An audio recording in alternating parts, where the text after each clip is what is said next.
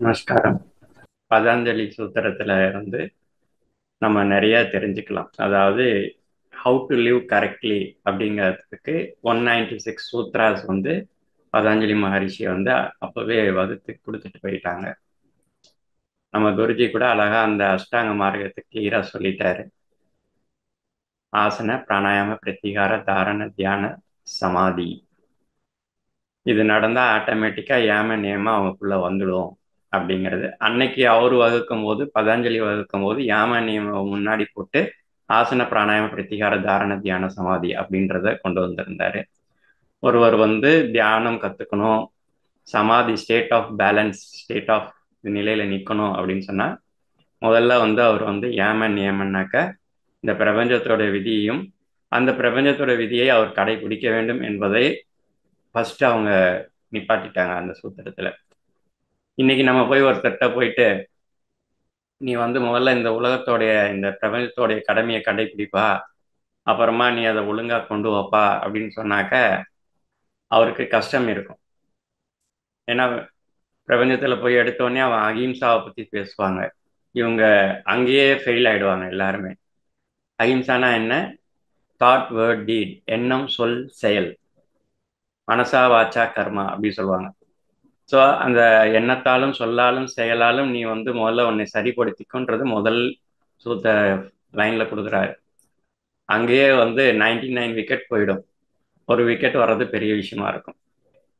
So அந்த மாதிரி so இங்கே பத்திரிஜி என்ன பண்ணாங்க, இதெல்லாம் இந்த நான் இப்போ வந்திருக்கிற நியூ எனர்ஜி சிஸ்டத்தில் இதெல்லாம் சொல்லிக்கிட்டு இருந்தோம்னா ஒருத்தர் கூட தியானத்தில் வரமாட்டாங்க. ஸோ நான் முதல்ல அந்த 2 பாயிண்டை தூக்கிட்டு ஃபர்ஸ்ட் ஆசனத்தை கொண்டு வந்துட்டாரு. ஆசன, பிராணாயாம, பிரத்திகார, தாரண, தியான, சமாதி. ஸோ நீ எப்படி வேணா இரு, அதை பற்றி எனக்கு கவலை இல்லை. என் முன்னாடி கையை கொத்துக்கோ, கண்ணை மூடிக்கோ, சுவாசத்தை கவனி, மீதெல்லாம் அப்புறம் பார்த்துக்கலாம் நம்ம அப்படின்றாரு. ஸோ அப்போ வந்தவங்க பார்த்தீங்கன்னா ஏதோ ஒன்று இங்கே கிடைக்குது, ஏதோ ஒன்று பண்ணிடுவாங்க, நம்மளை எங்கேயோ இருந்து கடத்தி கொண்டு போய் நல்ல இடத்துல உட்கார வச்சிடணும், இப்படி பல நம்பிக்கை, பலவிதமான நம்பிக்கை, பலவிதமான தேடுதலில் உள்ள வந்து உட்காரும் போது சுலபமாக்கிட்டாரு. என்ன வந்திருக்கிற, என்னை தேடி வந்திருக்கிறியா, கையை கொத்துக்கோ, கண்ணை முடிக்கோ, உட்காந்துக்கோ. அவர் உடனே ஃப்ளூட்டை வாசிப்பாரு, நம்மளை சுவாசத்தை கவனிக்க சொல்லிடுறாரு. அப்போதான் அவனுக்கு என்னதோ உள்ள நடக்கும். கொஸ்டின்ஸாக வரும். தியானம் பண்ணுறவங்களாம் இங்கே நிறைய கொஸ்டின்ஸாக போடுவாங்க. அப்போ அந்த கொஸ்டின்ஸ் என்ன சொல்லுவார், ஒன்னொன்றுக்கு இது இப்படி, இது இப்படி, திரும்ப தியானம் செய், திரும்ப தியானம் செய், தியானம் செய். அப்போ என்ன பண்ணுறாரு, சாதனாவை கொண்டு வர்றாரு. நீ எது செஞ்சாலும் எது கேட்டாலும் என்ன பண்ணு, சாதனா பண்ணு, சாதனா பண்ணு, சாதனா பண்ணு, சாதனா பண்ணு. ஏன்னா உள்ளதான் பதில் இருக்கு, வெளியே பதில் இல்லை. ஸோ அந்த உள்ள இருக்கிற பதில் எடுக்கிறதுக்கு அவர் என்ன பண்ணுவார், எந்த ஒரு பிரச்சனையை சொல்லி எதோ கேட்டாலும் அவர் என்ன சொல்லுவார், தியானம் செய், தியானம் செய், தியானம் செய். கொஞ்ச நாள் கழிச்சு பார்த்தீங்கன்னா அவருக்கே எல்லாம் தெரிஞ்சு போய் சைலண்ட் ஆயிடுவார். ஸோ அந்த விஷயத்த வந்து சிம்பிள் ஆக்குறாரு. ஸோ அப்படிதான் இங்கே நம்ம மாஸ்டர்ஸ் எல்லாமே ரெடியாக இருக்கிறாங்க. எது இருந்தாலும் அவங்க சாதனையில தான் அவங்களுடைய விஷயத்த கண்டுபிடிக்கிறாங்க. எல்லாம் ஒரு தேடுதலில் ஏதோ ஒரு சுலபமாக நமக்கு வந்து இங்கே ஏதாவது வெளியேற்றம் கிடைச்சிடாதா அப்படின்னு சொல்லி தேடுதலோடு இருப்பீங்க. இங்கேயும் அதே தான். பதஞ்சலி மகரிஷி வந்து என்ன பண்ணியிருக்காங்க, டோட்டலாக இப்போ மாஸ்டர் வந்து ரொம்ப சிம்பிளாகிட்டாரு. உள்ளே வரும்போது நம்ம தேடுதலுக்கு, கேள்விக்கு சில இடத்துல பதில் கிடைக்கும், சில இடத்துல பதில் கிடைக்காது. எப்படின்னா ஒரு லைப்ரரியில் போய் உட்காந்துருக்கும் போது அங்கே வந்து எல்லா புக்கும் கலைஞ்சிருக்கு. இப்போ நீங்கள் வேணுங்கிற புக்கை தேடணும்னு சொன்னாக்க அங்கே வந்து பார்த்தீங்கன்னாக்க டைம் நிறையா பிடிக்கும். கிடைச்சா கிடைக்கும், கிடைக்கலன்னா நம்ம டயர்டாகி வெளியே போயிடுவோம். அதே லைப்ரரியில் பார்த்தீங்கன்னா அழகாக அடுக்கி வச்சுட்டு இந்த புக்கிங் எங்கே இருக்குது அப்படின்னு சொல்லி ஒரு நம்பர் போட்டு வச்சுட்டாங்கனாக்க நமக்கு என்ன வேணும் போய் கேட்டால் அந்த ரெஜிஸ்டரில் இந்த புக்கு இந்த நான் ரேக்கில் இது இருக்குதுன்னு சொல்லுவாங்க. போய் எடுத்துகிட்டு வந்து அதை அவங்க ரெஃபர் பண்ணுவாங்க. அதே மாதிரி இந்த 196 சூத்திரமும் என்ன பண்ணுதுன்னா அழகாக அடுக்கி வச்சிருக்கு. எப்படின்னாக்கா சமாதி, சாதனா, விபூதி அண்ட் கைவல்யா அப்படின்னு சொல்லி பிரித்து அழகாக உள்ள சொல்லி வச்சிருக்கிறாங்க அந்த சூத்திரத்தில். நமக்கு என்ன தேடுறோமோ அங்கே போயிட்டா அது தானாக கிடைச்சிரும். ஸோ அது மாதிரி இதில் வந்து பார்த்தீங்கன்னா ஃபஸ்ட்டு நம்ம வந்து சமாதின்னா இங்கே வந்து நிறைய அர்த்தத்தை மைண்டில் வச்சுருப்பீங்க. ஸோ இது என்னமோ நம்ம போய் எங்கேயோ புதஞ்சிக்கணுமோ, இல்லை எல்லாத்தையும் விட்டுட்டு ஓடணுமோ, இல்லை வேற மாதிரிலாம் நிறையா ஓடும் மைண்டில். ஏன்னா இவங்க வந்து இருக்கிற யூடியூப்பையும் இருக்கிற புத்தகத்தையும் இருக்கிற இந்த நடமாடும் ஆசாமிகளையும் சந்திச்சிருக்கிறவாசி என்ன பண்ணுவாங்க, ஆள் ஆளுக்கு ஒன்று சொல்லி இவங்களை ஒரு பெரிய குழப்பவாதியாக வச்சிருப்பாங்க. சமாதிங்கிறது வேற ஒன்றும் இல்லை, ஒரிஜினல் பேலன்ஸ். அதுக்கான பேசிக் மீனிங் என்னன்னா ஒரிஜினல் பேலன்ஸ். அந்த ஒரிஜினல் பேலன்ஸில் நம்ம நிற்கணும், அவ்வளோதான். அந்த ஒரிஜினல் பேலன்ஸ் நம்மக்கிட்ட இருக்குதுன்னா அதுக்கு பேர் ஸ்டேட் ஆஃப் சமாதி. ஸோ அப்போ வந்து அவங்களுக்கு இந்த ஒரிஜினல் பேலன்ஸில் எப்படி இருக்கணும், அதுக்கு தான் ஃபர்ஸ்ட் அவர் என்ன சொல்லிடுறாரு, யோகா இப்போ இந்த பயிற்சி வரணும் அப்படின்னு சொன்னாங்க, அத்த யோக அனுசாசனம். அந்த யோகத்தை நீ கற்றுக்கணும்னா முதல்ல டிசிப்ளினுக்கு வந்துரு அப்படின்றார் ஃபர்ஸ்ட் சூத்திரத்தில். ஸோ அப்போ அவர் டிசிப்ளினாக இருந்தால் தான் இது உள்ளே போகும். சும்மா விளையாட்டுத்தனமா ஆசையோடு வந்து உட்காந்து ஏதாவது கற்றுக்கலாமா வந்தாங்கனாக்கா அதெல்லாம் வராது. அதெல்லாம் வந்து ஆசை ஒரு 2 நாள் இருக்கும், 3வது நாள் பயிற்சியில் வேதனை இருக்கும், அதோட ஓடி போய் அடுத்த இடத்துல வேற யாரும் தேடின்னு இருப்பாங்க. ஸோ அப்போ வந்து பார்த்தீங்கன்னாக்கா எடுத்தோடனே முதல்ல இதை கற்றுக்கணுன்னா முதல்ல ஒன்றை நீ டிசிப்ளினுக்கு கொண்டு வா. இங்கே வந்து பிளேயிங்க்கெலாம் வேலை கிடையாது. சீரியஸாக நீ வந்து ஒன்று தேடுறேன்னா இங்கே அதுக்கு வேலை இருக்குது. சும்மா அப்படி ரவுண்ட் அடிச்சுட்டு வர்றதில்ல, இங்கே ஒன்று உட்காந்துட்டு தெரிஞ்சுக்கலாம்னாக்கா இங்கே அப்படிலாம் எதுவுமே இல்லை. இங்கே என்ன சொல்ல போகிறது என்னென்னா கையை கொத்து கண்மூடி சுவாசத்துக்கு நீ அவ்வளோதான். இதில் நீங்கள் உட்கார்றதுக்கே தேடுதலில் இருந்தீங்கன்னா உட்கார முடியாது. ஸோ அது மாதிரி நெக்ஸ்ட் அடுத்து என்ன சொல்கிறாரு யோக சூத்திரத்தில், யோக சித்த விருத்தி நிறதக. ஸோ யோகாங்கிறது என்னன்னா உன்னோட எண்ணத்தை நீ ஜீரோ பண்ணும், கண்ட்ரோலில் கொண்டு வச்சு ஜீரோ பண்ணு அப்படிங்கிற அந்த எண்ணத்தை விருதி பண்ணாமல் ஜீரோ பண்ணிக்கோ அப்படின்னு சொல்றாரு, ஸ்டாப் பண்ணுன்னு சொல்றாரு. இப்படி நிறைய அர்த்தம் இருக்குது. அப்போ அந்த மாதிரி பண்ணும்போது அடுத்தது என்ன ஆகுதுன்னா அந்த எண்ணம், அதாவது ததா திருஷ்டி சுரூப அவஸ்தானம், அப்படிப்பட்ட உருவான எண்ணம் அதுதான் வந்து உனக்கு உருவமா நீ என்ன நினைக்கிறியோ அதுக்கு ஒரு உருவத்தை கொடுத்து நீ வச்சுக்கிற, அதுதான் இறுதியான உருவம்னு நீயே நினைச்சுக்கிற அப்படின்னு இந்த 4 சூத்திரத்திலேயே ஃபர்ஸ்ட் ஸ்டெப் கொடுத்துட்றாரு. அப்போ இதை வேஸ்ட் பண்ணி போகுது. அடுத்தது அந்த இதுதான் உருவம்னு சொல்லி நீ அதை இதுதான் சாஸ்வதம் கொண்டாந்து வச்சிட்ட பிறகு 4வது சூத்திரத்துல 5ல இருந்து வர்றதுதான் சிஸ்டமே ஆரம்பிக்குது. என்னன்னா நீ எதை வந்து இதுதான் உருவாக்கி வச்சிட்டியோ அது என்ன ஆகுது, அதுல நிறைய விஷயம் உனக்கு சவால் நிற்குது. அது என்ன, அவித்யா அஸ்மிதா ராகா தேவசா அபினிவாஸ் அப்படின்னு சொல்லிட்டு இந்த 5 தான், இதை வச்சுதான் டோட்டல் சூத்திரமும் பிளே ஆகுது. 196 சூத்திரமும் இந்த தடைகளை எப்படி நீ உடைக்க போற,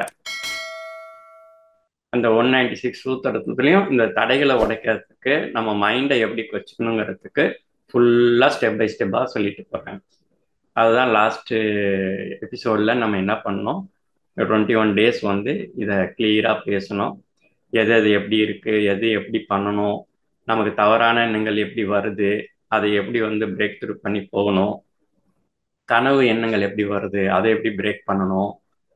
ஸோ இது எல்லாமே வந்து அவர் இவ்வளோ பெருசையும் கொண்டு வரதுக்கு முன்னாடி அவர் நிறைய சூத்திரங்கள் 3000ங்களுக்கு மேலே கொண்டு வந்தார். அதெல்லாம் ஸ்க்ரூட்டனைஸ் பண்ணி கொண்டு வந்து இது தெரிஞ்சா போறோம் அவங்களுக்கு ஒருத்தர் கிளியரா வந்துடுவாங்கன்றத கொண்டு வந்திருக்காரு. அதுதான் நம்ம பேசணும். ஸோ இது ஒரு ஓவராலாக அவங்களுக்கு வந்து எப்படி இந்த யோக சூத்திரத்துக்குள்ள போறோங்கிறதுக்காக சொல்லப்பட்டது. ஏன்னா குருவுக்கும் டீச்சருக்கு வித்தியாசம் நிறையா இருக்குது. ஸோ குருவையும் டீச்சர்னு நினச்சிட்டு இருப்பாங்க. நம்ம இந்த குரு பூர்ணிமானா ஓடி போய் டீச்சருக்கு சொல்லுவாங்க, ஏன்னா அவங்களுக்கு தெரிஞ்சது அவ்வளோதான். ஸோ டீச்சருங்கிறது புக்கில் இருக்கிறத படித்து சொல்கிறவருக்கு டீச்சர், உள்ளுக்குள்ளே எக்ஸ்பீரியன்ஸ் ஆகி சொல்கிறவர் குரு. இதுக்கு வேறு 2 டிஃப்ரென்ஸ் இருக்குது. உள்ள அவர் வெளியே தெரிஞ்சுக்கிட்ட நாலேஜை கொண்டு போய் அவருக்குள்ள வச்சு ஒரு எக்ஸ்பீரியன்ஸ் பண்ணி அந்த எக்ஸ்பீரியன்ஸை நமக்கு சொல்கிறவர் குரு. புக்கில் இருக்கிறத படிச்சுட்டு எழுதி போட்டு போயிட்டாருனாக்கா அவர் பேர் டீச்சர், அங்கே இருக்கிறத நமக்கு சொல்கிறவர். ஸோ அது மாதிரி இங்கே எல்லாமே வந்து எக்ஸ்பீரியன்ஸில் தான் சொல்லணும். ஒரு குரு அதான் சொல்லுவார், நீ வந்து தெரிஞ்சுக்கிட்டத நீ முதல்ல அனுபவி, நீ அனுபவிச்சுட்டேன்னா அதுலேருந்து உனக்கு என்ன அனுபவிச்சு அது சொல்லும். அப்போ இந்த சூத்திரங்கள்லேருந்து நம்ம என்ன அனுபவிச்சோமோ அதுதான் சொல்லுவோம், தவிர சூத்திரத்தை படிச்சுட்டு போகிறது இல்லை. சூத்திரத்தை படிக்கணும்னா புக்கு இங்கே இருக்குது போய் ரெஃபர் பண்ணுங்கன்ட்டு போயிடலாம், அது வேலை இல்லை. அந்த இது எக்ஸ்பீரியன்ஸ் சொல்லும்போது உங்களுக்கு அந்த எக்ஸ்பீரியன்ஸ் உள்ளே போகும்போது நீங்களும் எக்ஸ்பீரியன்ஸ் பண்ணுறதுக்கு ஈஸியாக இருக்கும். ஸோ அதுக்காக இப்போ போகிறோம். இல்லை இன்னைக்கு நம்ம வந்து பார்த்தீங்கன்னாக்கா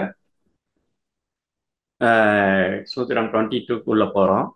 அங்கே என்ன அவர் சொல்கிறாரு அப்படின்னு பார்த்தீங்கன்னாக்கா இந்த பயிற்சிகள் வந்து 3 விதமாக இருக்குது அப்படிங்கிறாரு.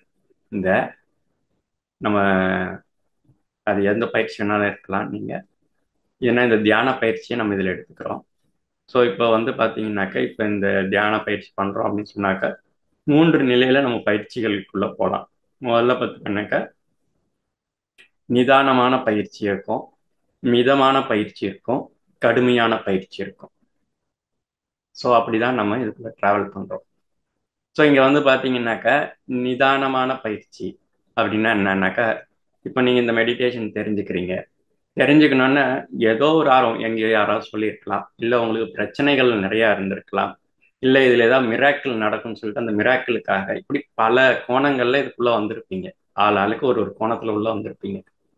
உள்ள வந்தோடனே இங்கே என்ன சொல்லி தர போகிறாங்க? கையை கோத்துக்கு, கண்ணை முடிக்க, சுவாசத்தை கவனி, அவ்வளோதான். இது ஒரு 2 நாள் 3 நாள் ஆர்வமாக செய்வார். இது என்ன பண்ணுவார், அவங்க முதல்ல கேள்வி கேட்பாங்க, இந்த தியானத்தை கடைசியில் என்ன வரும்? இந்த தியானத்தில் நான் ஒன்று நினச்சி உட்காந்துருக்கேன், அது நடந்துருமா?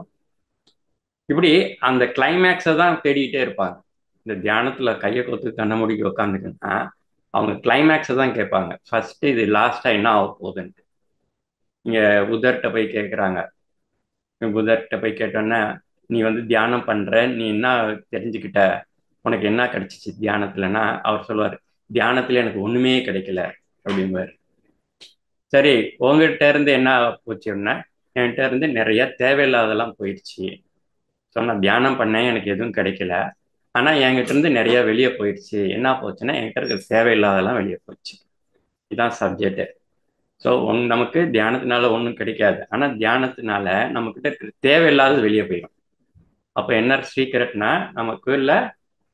நமக்கு என்ன தேவையோ அது இருக்கும். அதுதான் சீக்ரெட். ஸோ நமக்கு என்ன தேவையோ இருக்குதுன்னா நம்ம ஐடென்டிஃபை பண்ணிக்க முடியும். ஸோ இது நமக்குள்ள நிறைய விஷயங்கள் இருக்கு. இதெல்லாம் வந்து ஹெட்லைன் மாதிரி. இதுக்குள்ள போக நிறைய விஷயம் உங்களுக்கு புரிய ஆரம்பிக்கும். அப்போ இங்கே வந்து என்னன்னா, ஃபர்ஸ்ட் நிதானமான பயிற்சி. முதல்ல நிதானம் வேணும். நம்ம என்ன கற்றுக்குறோம், என்ன செய்யணும், எவ்வளோ டைம் கொடுக்கணும். இங்கே நம்ம பார்த்தீங்கன்னாக்கா தங்களுடைய வயசு தான் கால அளவுன்னு சொல்கிறோம். ஸோ அப்போ நம்ம எடுத்த உடனே அது வர முடியலனாலும் 5 நிமிஷம் 10 நிமிஷம் அப்படி உட்காரணும். முதல்ல உட்காரணும்னு நினைக்கணும், உட்கார்றத கொஞ்சம் பழகணும், அப்புறம் அவங்க வயசுக்கு வரணும், அவங்க வயசுக்கு ஏற்றதுக்கு வரணும். விட்டு விட்டா பண்ணுறத ஒரு டைம் ஒன்று சேர்க்கணும். அப்போ நிதானமான பயிற்சி, அப்புறம் மிதமான பயிற்சி. ஸோ என்ன பண்ணணும், அதை மிதமாக கொண்டு போகணும். ஃபர்ஸ்ட் நிதானத்தில் வந்து ப்ராக்டிஸ்குள்ளே வந்துட்டு அப்புறம் அப்படியே கிராஜுவலாக கொண்டு போயிட்டே இருக்கணும். ஸோ இது வந்து பார்த்தீங்கன்னா 1 வருஷம் பண்ணிட்டு 2 வருஷம் போயிட்டு இந்த கோர்ஸ் எல்லாம் முடிச்சுட்டு வெளியே வருவாங்க. நான் போயிட்டு ஒரு 3 வருஷம் கோர்ஸ் முடிச்சுட்டு வந்தேன். இங்கே அந்த வேலையே கிடையாது. இங்கே இதெல்லாம் கோர்ஸ் கிடையாது. இந்த பூமி மேலே நம்ம எவ்வளோ நாள் இருக்கிறோமோ அவ்வளோ நாள் பண்ணணும். தியானம் எப்பெல்லாம் பண்ணலாம், மூச்சு இருக்கிறப்பெல்லாம் பண்ணலாம். மூச்சு இல்லைன்னா நீ தியானம் பண்ண வேண்டாம். ஸோ இப்படி தான் ஆன்சர் இருக்கும். எல்லாம் அல்டிமேட் ஆன்சர். எதுவுமே வந்து உங்களுக்கு வந்து அப்படி டெவலப் பண்ணி பேசுகிற வேலைலாம் கிடையாது. எடுத்தோடனே அடித்து ஓப்பன் பண்ணிடுறது தான் வேலை. என்னென்னா நீங்கள் எப்பெல்லாம் தியானம் பண்ணலாம், எப்பெல்லாம் உனக்கு மூச்சு இருக்கோ அப்போல்லாம் தியானம் பண்ணு. எவ்வளோ நேரம் தியானம் பண்ணலாம், எவ்வளோ நேரம் உன்னால் உட்கார முடியுதோ அவ்வளோ நேரம் உட்காரு. ஸோ அப்போ ஆரம்பத்தில் ஒரு சின்ன ஐடென்டிஃபிகேஷன், அந்த பர்சன் கேட்கறதுக்கு ஒரு ஐடென்டிஃபிகேஷன் என்ன பண்ணும், உன் வயசு கால அளவு, உன் வயசுக்கு ஏற்ற மாதிரி தியானம் பண்ண. அப்போ அவருக்கு ஒரு புள்ளி கிடைக்குது, பண்ணலாம் அப்படின்னு சொல்லி புள்ளி கிடைக்கும். அப்புறம் வந்து அவருக்கு உட்கார்ந்த பிறகு எனக்கு உட்காரணும் போல தோணுதே மாஸ்டர், எவ்வளோ நேரம் உட்காரலாம், எவ்வளோ நேரம் தோணுதோ உட்காரு. ஸோ மிதமான பயிற்சி. மாஸ்டர் நான் வந்து 5 மணி நேரம் உட்காடுறேன், 6 மணி நேரம் உட்காடுறேன், இதெல்லாம் கடுமையாக உட்கார்றதா? அப்போ உங்களுக்கு என்னென்னா தீர்க்க கால பயிற்சி வருது. ஃபர்ஸ்ட்டு நிதானமாக பண்ணுறாங்க, மிதமாக பண்ணுறாங்க, அப்புறம் தீர்க்கம்னாக்க நீண்ட நேரம், தீர்க்க கால பயிற்சி. ஸோ இப்போ வந்து நிதானம், மிதம் அண்ட் தீர்க்க கால பயிற்சி. ஸோ எப்போ தீர்க்க கால பயிற்சி வருதோ அங்கே வந்து என்ன வருது, அவங்களுக்கு நல்லா கடுமையாக, அதாவது நல்ல ஃபோர்ஸாக பண்ண ஆரம்பிச்சிடுறாங்க. அதுவாகவே அவங்க மாற ஆரம்பிச்சிடுறாங்க. ஸோ ஒருத்தர் போய் கேட்குறாரு, சுவாமிஜி நான் வந்து இந்த மாதிரி ஒரு விஷயத்த கலையை கற்றுக்கணுன்னா எவ்வளோ நாள் ஆகும் அப்படின்னு கேட்குறாரு. அவர் சொல்கிறார், ஒரு 10 வருஷம் ஆகும்ப்பா அப்படிங்கிறார்.